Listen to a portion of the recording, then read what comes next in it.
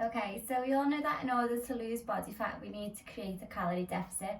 So in today's video, I'm going to show you how you can create a calorie deficit and what exactly is a calorie deficit. So the easiest way you can create a calorie deficit is by eating less calories than you burn or burning more calories than you consume through exercise or general daily activities such as your NEAT, which is your non-exercise activity thermogenesis, but I'll get into this in another video. So to work out your calorie deficit, I would recommend one or two things. The easiest way for you to determine what your calorie deficit is I would log your weight, and then I would download an app called MyFitnessPal, and I'd track everything for 7 days. That includes what you're drinking and sauces that you're putting on your food, oils, butters that you're cooking your food in. Even over a weekend, I want you to be 100% honest, put in everything. So just what basically a typical week, Monday to Friday, looks like, and what a usual weekend for you. This includes like alcoholic drinks, meals out, etc. We want to try and get this as like accurate as possible. I know that most people, when they start tracking, they'll be like, oh, I want to be good, and they'll start missing things out, so cutting back on things, but this isn't an accurate representation of what a usual week will look like for you. So by doing this, at the end of those 7 days, I want you to weigh yourself again. If you've lost weight, that means you're in a calorie deficit. If you've maintained weight, this means this is around about your maintenance calories. If your weight has increased, this means that you're in a calorie surplus, so you're eating too many calories per day. So once you've got this weekly figure and you've determined whether you're in a calorie deficit, a calorie surplus, or whether you're around about your maintenance calories, what I want you to then do is add up all the 7, so you'll have like a total of daily calories. I want you to add all these up across the week and then divide this by 7. So this is on average what you've been consuming on a daily basis. I would then take this number.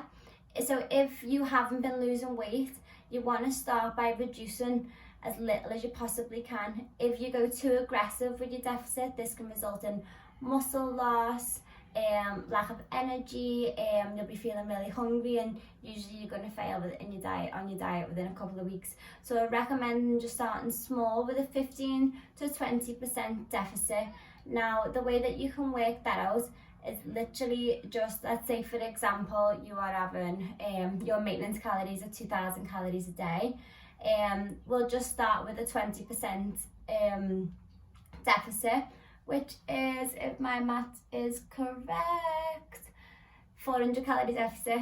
I'm going to check the calculations after this, but I'm sure it is. So that'll make your calorie deficit 1,600 calories per day. So this is where I'll start all my clients. I'll start them with just a 15 to 20% deficit, and we'll be aiming for a 1 to 2 pounds a week loss. Obviously in your first week you'll probably lose a bit more, around about like five pound maybe, but that's not fat. That majority of that is water weight, just because you've tidied up your diet. So don't expect that big loss every single week. £0.5 to £2 per week is perfect. It'll keep your metabolism firing, keep your energy high, and you want to retain as much muscle tissue as you possibly can during the dieting phase. And the second way that I would recommend you finding out what your calorie deficit is going on Google, typing in create my calorie deficit or calculate my calorie deficit, and loads of calculators will pop up for you. Literally input your details, and it'll come back with the calculation for you. Use these calories as just a starting point, and this is just your baseline calories calculated by a computer. Put them in MyFitnessPal, track for 7 days, carry on exercising, doing your usual steps, and then at the end of the week, or the beginning of the week before you start this, weigh yourself, and then at the end of the week weigh yourself, and then this will if you've lost weight, then obviously you're in a calorie deficit. If you've gained weight, you're in a calorie surplus. So this is a good way to determine where about your maintenance deficit or surplus sits. If you didn't lose weight, obviously pull back a little bit and track for another 7 days and just see what happens, and just keep dropping small amounts, maybe like 50 to 100 calories per week until you get to that 1 to 2 pounds a week weight loss. Okay, so I hope you enjoyed today's video and you found it really helpful. If you did enjoy it, please leave me a comment in the comments box. All your feedback will be appreciated. I'm going to try and do one of these per week, like a little fit tip Friday or something like that.